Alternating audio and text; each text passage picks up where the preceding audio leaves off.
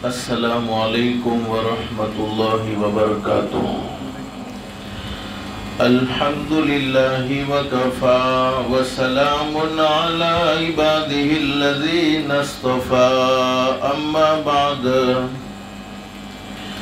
अऊज़ु बिल्लाहि मिनश शैतानिर रजीम बिस्मिल्लाहिर रहमानिर रहीम। लक़द मन्नल्लाहु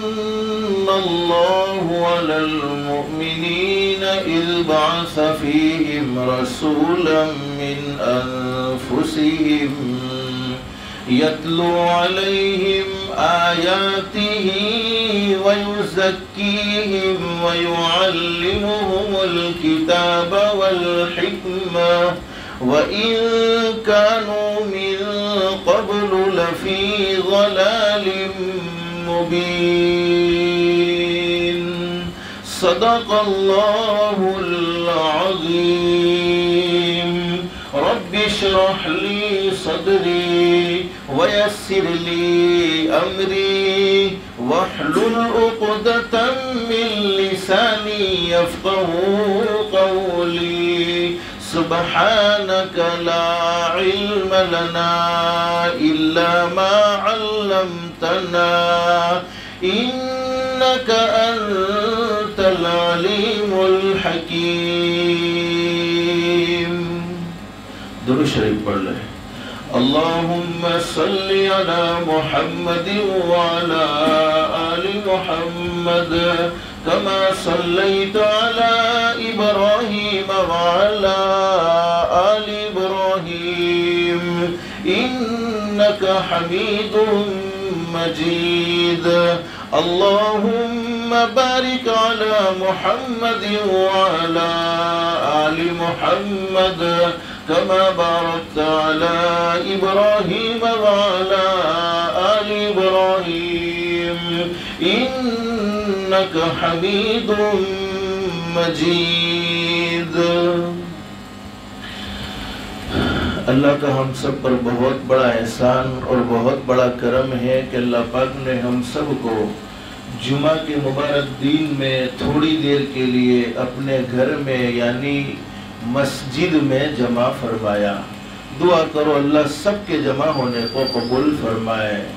हदीस शरीफ में हज़रत नबी करीम सल्लल्लाहु अलैहि वसल्लम ने अपनी सच्ची ज़ुबान मुबारक से ये बात बयान फरमाई है।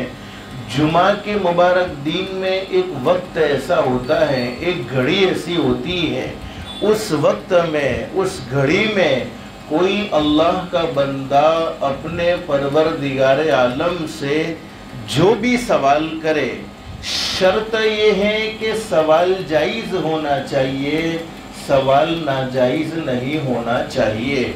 अल्लाह पाक उसके सवाल को ज़रूर कबूल फरमाते हैं, अल्लाह पाक उसके सवाल को ज़रूर मंजूर फरमाते हैं।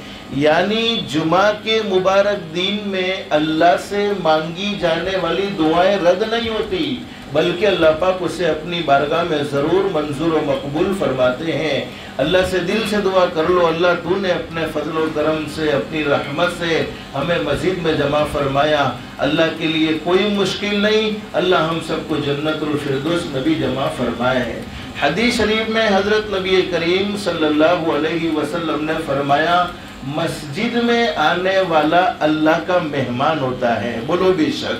इसलिए कि हम अपने घर में किसको दावत देते हैं, हम अपने घर में किसको बुलाते हैं, जिससे मोहब्बत होती है, जिससे खुसूसी ताल्लुक होता है, उसी को अपना मेहमान बनाते हैं। अल्लाह रब्बुल आलमीन का घर बोलो कौन सा? मस्जिद। मस्जिद में अल्लाह पाक उन्हीं बंदों को बुलाते हैं जिन बंदों से अल्लाह पाक को खुसूसी मोहब्बत है, जिन बंदों से अल्लाह पाक को खुसूसी ताल्लुक है। तो फरमाया नबी करीम सल्लल्लाहु अलैहि वसल्लम ने, मस्जिद में आने वाला अल्लाह का मेहमान होता है और अल्लाह रब्बुल आलमीन खुद उसके मेज़बान होते हैं। बड़े खुश नसीब हैं वो लोग जिनको को दुनिया में अल्लाह पाक अपना मेहमान बनाता है। बस अल्लाह से हमेशा दुआ करते रहना चाहिए, अल्लाह तूने दुनिया में हमें मस्जिदों में बुलाया, अपना मेहमान बनाया, अल्लाह के लिए कोई मुश्किल नहीं है, अल्लाह सबको जन्नतुल फिरदौस में भी अपना मेहमान बनाए। मेरे भाइयों, जुमा का मुबारक दिन हदीस शरीफ में मौजूद है। ईदुल फित्र, रमज़ानुल मुबारक के महीने के बाद जो ईद आती है उस ईद को ईदुल फित्र कहते हैं।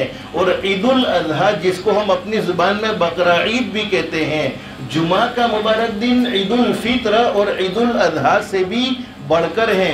यहाँ तक हदीस शरीफ में फरमाया नबी करीम सल्लल्लाहु अलैहि वसल्लम ने, मेरे उम्मतियों जितना हो सके जुमा के दिन भलाई के काम ज़्यादा करो, जितना हो सके जुमा के दिन नेकी के काम ज़्यादा करो, इसलिए कि जुमा के दिन में भलाई के कामों का सवाब, नेक कामों का अज्र, नेक कामों का बदला दूसरे दिनों के मुकाबले में बढ़ा दिया जाता है।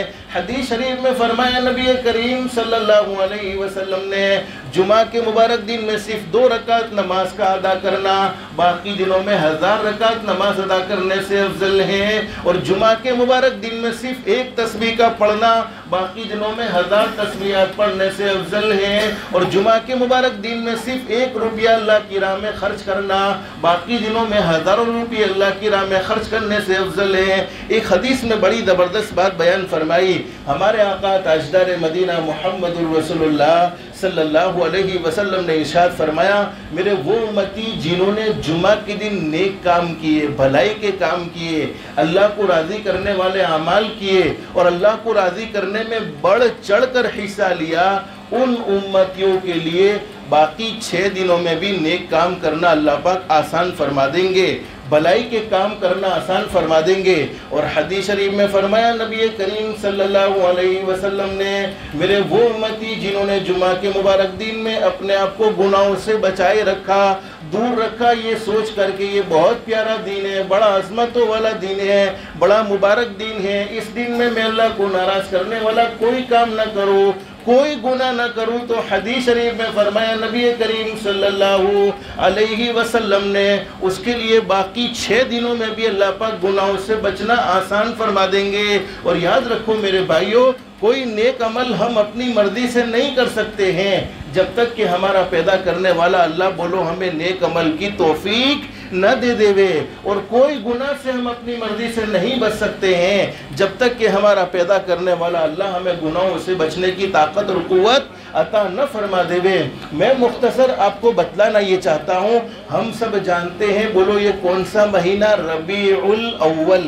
ये वो महीना है जिस महीने में हजरत अक़दस नबी करीम सल्लल्लाहु अलैहि वसल्लम इसी दुनिया फ़ानी में तशरीफ़ लाते हैं। और यही वो महीना है जिस महीने में हजरत अक़दस नबी करीम सल्लल्लाहु अलैहि वसल्लम ने इस दुनिया फ़ानी से पर्दा फरमाया है।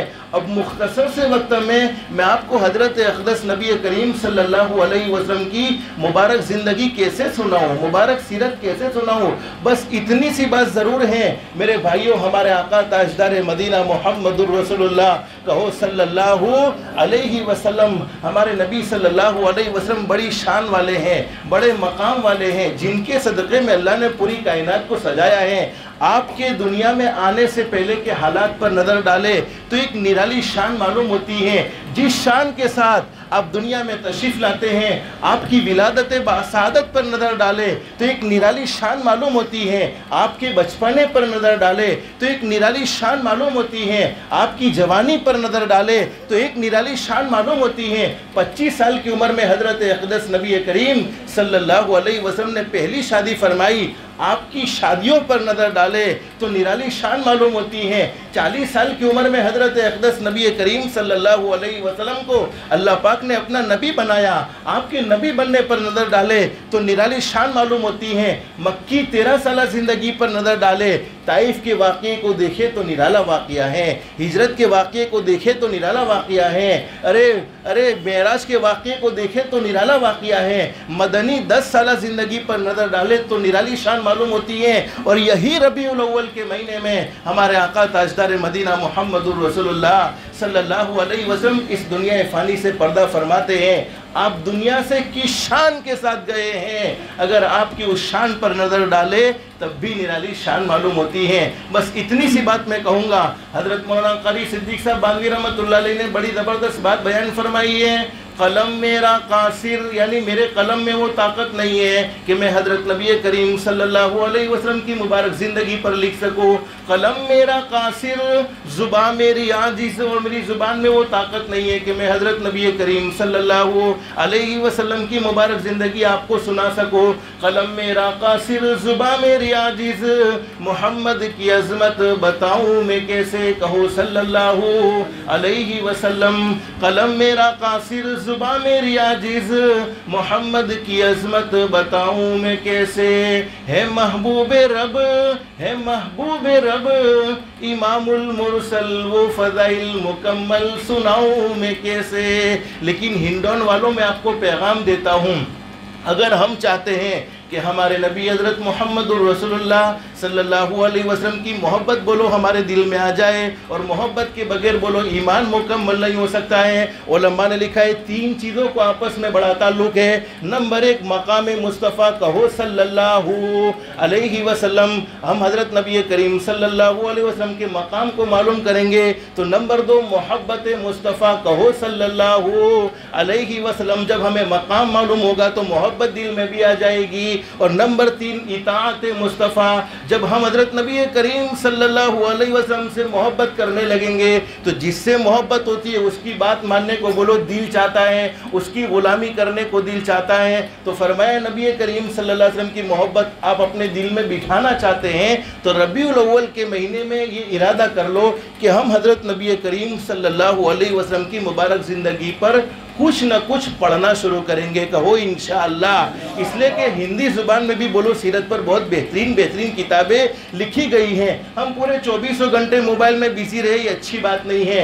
अगर पढ़ना नहीं जानते हैं तो मोअतबर उलमाए किराम के बयान हज़रत नबी करीम सल्लल्लाहु अलैहि वसल्लम की मुबारक ज़िंदगी पर सुनेंगे। आपका बचपना कैसे था, आपके अखलाक कैसे थे, आपका किरदार कैसा था। आप एक तरफ शान वाले नबी हैं, मकाम वाले नबी हैं, मर्तबे वाले नबी हैं, तो दूसरी तरफ किसी के बेटे भी हैं, दूसरी तरफ बेटियों के बाप भी हैं, दूसरी तरफ बीवियों के शोहर भी हैं। हज़रत नबी करीम सल्लल्लाहु अलैहि वसल्लम की मुबारक ज़िंदगी हमें समझ में आएगी तो अल्लाह पाक हम सब के लिए अमल करना आसान फरमा देंगे। तो बोलो इरादा करते हैं इंशाअल्लाह।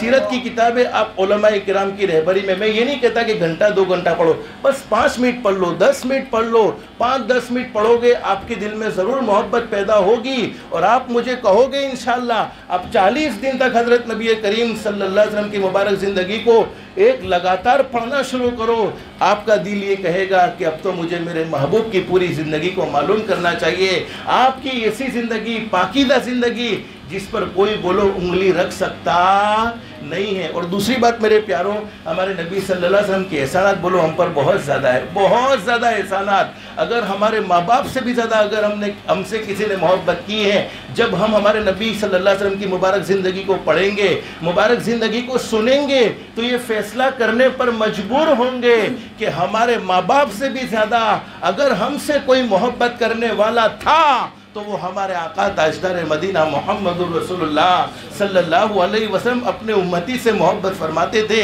जितना एक माँ को अपने दूध पीते बच्चे से मोहब्बत होती है उससे कई गुना ज़्यादा मोहब्बत करने वाले हमारे आका ताजदार मदीना मोहम्मदुर रसूलुल्लाह सल्लल्लाहु अलैहि वसल्लम अपने उम्मती से थे। और मेरे प्यारों, हम हज़रत नबी करीम सल्लल्लाहु अलैहि वसल्लम की मोहब्बत का बदला बोलो नहीं दे सकते हैं, एहसान का बदला बोलो नहीं दे सकते हैं। पूरी ज़िंदगी हज़रत नबी करीम सल्लल्लाहु अलैहि वसल्लम पर दुरूद शरीफ पढ़ने में गुजर जाए फिर भी हज़रत नबी करीम सल्लल्लाहु अलैहि वसल्लम के एहसान का बदला बोलो नहीं दे सकते हैं। बल्कि इतनी बात को ध्यान में रखो, अगर हम सब के बदन की चमड़ी को उखेड़ दिया जाए, हम सब के बदन की खाल को उखेड़ दिया जाए और उस चमड़ी से हमारे आका ताजदार मदीना मोहम्मदुर रसूलुल्लाह सल्लल्लाहु अलैहि वसल्लम के पाँव मुबारक के लिए जूते बनाए जाए, फिर भी हम हज़रत नबी करीम सल्लल्लाहु अलैहि वसल्लम के एहसान का बदला नहीं दे सकते हैं। तो दूसरा काम रबीउल अव्वल में आप ये करेंगे, रोज़ाना 313 मरतबा दुरूद शरीफ कहो इंशाअल्लाह। बेहतर दुरूद शरीफ तो वही है जिसको हम नमाज में पढ़ते हैं। इतना वक्त नहीं है, पढ़ो सल्लल्लाहु अलैहि वसल्लम, कोई मुश्किल है बोलो सल्लल्लाहु अलैहि वसल्लम, सल्लल्लाहु अलैहि वसल्लम, या अल्लाहुम्मा सल्ली अला मुहम्मद, अल्लाहुम्मा सल्ली अला मुहम्मद। ये भी छोटा सा दुरूद शरीफ 313 मरतबा। उलमा ने लिखा है कि हर इबादत के मकबूल और मरदूद होने के चांसेस हैं। एक आदमी ने नमाज पढ़ी, उसकी नमाज मकबूल भी हो सकती है, मरदूद भी हो सकती है। एक आदमी ने हज किया, उसका हज मकबूल भी हो सकता है, मरदूद भी हो सकता है। एक आदमी ने उम्रा किया, उसका उम्रा मकबूल भी हो सकता है, मरदूद भी हो सकता है। लेकिन दुरूद शरीफ एक ऐसी इबादत है, चाहे दिल से पढ़ो चाहे बगैर दिल के पढ़ो। अगर दिल से पढ़ो तो नूर अला नूर, चाहे इखलास से पढ़ो चाहे रियाकारी से पढ़ो। दुरूद शरीफ हर हाल में अल्लाह की बारगाह में मंजूर होता है, हर हाल में अल्लाह की बारगाह में मकबूल होता है। और मेरे प्यारों, जब हज और उम्रा के काफ़िले जाते हैं तो बोलो हमारे दिल में भी ये तमन्ना होती है, अल्लाह हमें कब हज पर ले जाएगा, अल्लाह हमें कब उम्रा करवाएगा, कब हम मदीने जाएंगे, कब हम मक्के जाएंगे। बोलो अल्लाह के लिए कोई मुश्किल है? और हज और उम्रा में जाना माल की वजह से नहीं होता, बल्कि वो तो अल्लाह पाक खुद किस्मत को चमकाते हैं। मुहम्मदुर रसूलुल्लाह सल्लल्लाहु अलैहि वसल्लम की तरफ से बुलावा होता है जब आदमी मदीने का सफ़र करता है। वरना दुनिया में बहुत से मालदार ऐसे हैं, पूरी दुनिया का सफ़र करे हैं, लेकिन एक मरतबा भी मक्का मदीना जाना नसीब नहीं हुआ। और बहुत से गरीब ऐसे हैं, बेचारे मजदूरी करते थे, लेकिन कई मरतबा मक्कातुल मुकर्रमा जाकर आए, कई मरतबा मदीनतुल मुनव्वरा जाकर आए। 313 मरतबा दुरूद शरीफ पढ़ोगे, अल्लाह पाक बहुत जल्द मक्कातुल मुकर्रमा और मदीनतुल मुनव्वरा की हाज़री अपने फजलो करम से नसीब फरमाएगा। दुरूद शरीफ के फ़ायदे तो बहुत है, लेकिन सबसे बड़ा फ़ायदा, इससे बड़ा कोई फ़ायदा नहीं, अल्लाह पाक हमें गुमराह होने से बचा लेगा, हिदायत पर अल्लाह पाक हमें बाकी रखेगा। बोलो इससे बड़ा कोई इनाम हो सकता है कि जब हम दुनिया से जाएंगे तो हमारी ज़ुबान पर बोलो जारी हो जाएगा ला इलाहा इल्लल्लाह मुहम्मदुर रसूलुल्लाह। यानी हम दुनिया से जाएंगे, अल्लाह पाक हमें ईमान वाली, कलमे वाली, इज़्ज़त वाली, आफ़ियत वाली, सलामती वाली मौत अल्लाह पाक हम सबको नसीब फरमाएगा। तो दुरूद शरीफ का ख़ास तौर पर एहतमाम करेंगे। और मुख्तसर मैं आपको 2 मिनट में बताऊं, हमारे आका ताजदार मदीना मुहम्मदुर रसूलुल्लाह सल्लल्लाहु अलैहि वसल्लम ने बोलो इस दुनिया फ़ानी से पर्दा फरमाया। यही वो आज का रबीउल अव्वल का दिन था, 12 रबीउल अव्वल को आप इस दुनिया फ़ानी से पर्दा फरमा गए। उम्मत को आखिरी पैगाम आपने क्या दिया? अस्सला, मेरे उम्मतियों नमाज को कभी न छोड़ना। अपनी ज़िंदगी में भी ये बात कहते रहे, कुर्रतु ऐनी फ़िस्सलाह, ओ मेरे उम्मतियों मेरी आंखों को ठंडा करना चाहते हो तो नमाज का एहतमाम करते रहना। और जब दुनिया से पर्दा फरमा रहे हैं तब भी आप ये पैगाम देकर गए हैं कि नमाज को बोलो कभी ना छोड़ना। नमाज पढ़ने की बरकत से अल्लाह पाक ज़िंदगियों में चैन सुकून भर देगा। और याद रखो मेरे भाइयों, जो अल्लाह के सामने झुकता है उसे बोलो दुनिया वालों के सामने झुकने की ज़रूरत पड़ती नहीं, अल्लाह पाक पूरी दुनिया को उसके सामने झुका देता है। और जो अल्लाह के सामने नहीं झुकता है उसे दुनिया वालों के सामने झुकना पड़ता है। सबसे बड़ा फ़ायदा नमाज पढ़ने का ये होगा, अल्लाह पाक हमारी औलाद को हमारी आंखों की ठंडक बना देगा। शैतान मरदूद के हमले से दुनिया में भी हमारी हिफाजत होगी। और जब मौत आएगी, शैतान मरदूद की पूरी कोशिश रहती है कि दुनिया से जाने वाला बगैर ईमान की दुनिया से चला जावे। लेकिन हदीस शरीफ में हमारे नबी सल्लल्लाहु अलैहि वसल्लम ने फरमाया, मेरा वो उम्मती जिसने नमाज़ों का अहतमाम किया, रूह निकालने वाले फरिश्ते मलकुल मौत शैतान मरदूद को उसके पास से दूर कर देंगे, खुद कलमा पढ़ाएंगे, फिर उसकी रूह को कब्ज़ा करेंगे। तो बोलो नमाज का एहतमाम करोगे? कहो इंशाअल्लाह। दूसरी नसीहत हमारे नबी ने फरमाई थी, वमा मलकत ऐमानुकुम, किसी पर जुल्म मत करना, किसी पर ज्यादती मत करना, किसी को सताना मत, किसी के दिल के टुकड़े टुकड़े मत करना, अपने कमज़ोरों को परेशान मत करना, घर में रहने वाली कमज़ोर बीवी पर जुल्म मत करना, माँ बाप के दिल के टुकड़े टुकड़े मत करना। आखिरी हदीस फरमाया नबी करीम सल्लल्लाहु अलैहि वसल्लम ने, अल्लाह रब्बुल आलमीन बड़े करीम है, बड़े रहीम है। बोलो बेशक अल्लाह रब्बुल आलमीन बड़े करीम है, बड़े रहीम है। पूरी ज़िंदगी गुनाहों में गुजर जाए, पूरी ज़िंदगी नाफरमानी में गुजर जाए, लेकिन एक मरतबा सच्चे दिल से कह दिया जाए अस्तगफिरुल्लाह, कहो अस्तगफिरुल्लाह, जिसके माना ये कि ए अल्लाह मैं तुझसे माफ़ी मांगता हूँ। अल्लाह रब्बुल आलमीन फरमाते, ओ मेरे बंदे तूने मुझसे माफ़ी मांगी है, मेरी इज़्ज़त की कसम मैंने तेरी ज़िंदगी भर के सारे गुनाहों को माफ़ कर दिया है।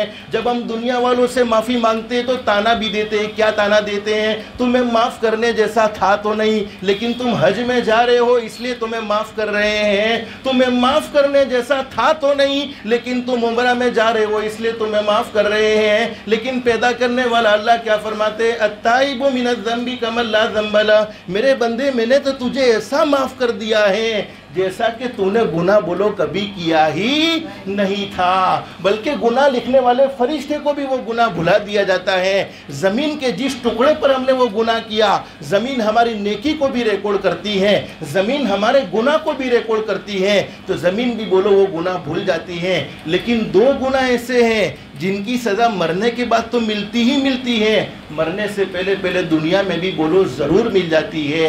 नंबर एक, जिसने अपने माँ बाप के दिल के टुकड़े टुकड़े किए हो, माँ बाप को सताया हो, माँ बाप को नाराज़ किया हो, मरने से पहले पहले बोलो ज़रूर सज़ा भुगतनी पड़ती है। और हदीस शरीफ में हज़रत नबी करीम सल्लल्लाहु अलैहि वसल्लम ने फरमाया, मेरे उम्मतियों, अगर तुम मौत की तकलीफ़ से बचना चाहते हो, अच्छी मौत चाहते हो, तो अपने माँ बाप के साथ बोलो एहसान का मामला करो, भलाई का मामला करो। और नंबर दो, जिसने किसी पर जुल्म किया, जाती की, जालिम को अल्लाह पाक ढील ज़रूर देते हैं लेकिन जालिम को पकड़ते भी ज़रूर हैं। और जब जालिम को अल्लाह पाक पकड़ते हैं तो दुनिया की कोई ताकत बोलो जालिम को अल्लाह की पकड़ से छुड़ा सकती?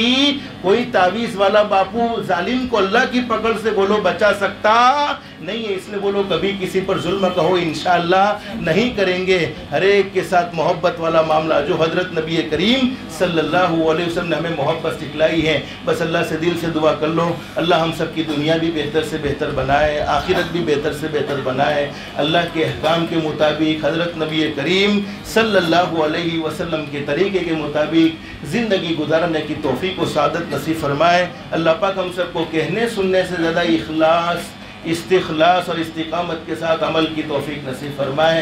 आमीन या रब्बल आलमीन। व आखिरु दअवाना अनिल हम्दुलिल्लाहि रब्बिल आलमीन। अस्तगफिरुल्लाहल्लज़ी ला इलाहा इल्ला हुवल हय्युल क़य्यूम व अतूबु इलैह।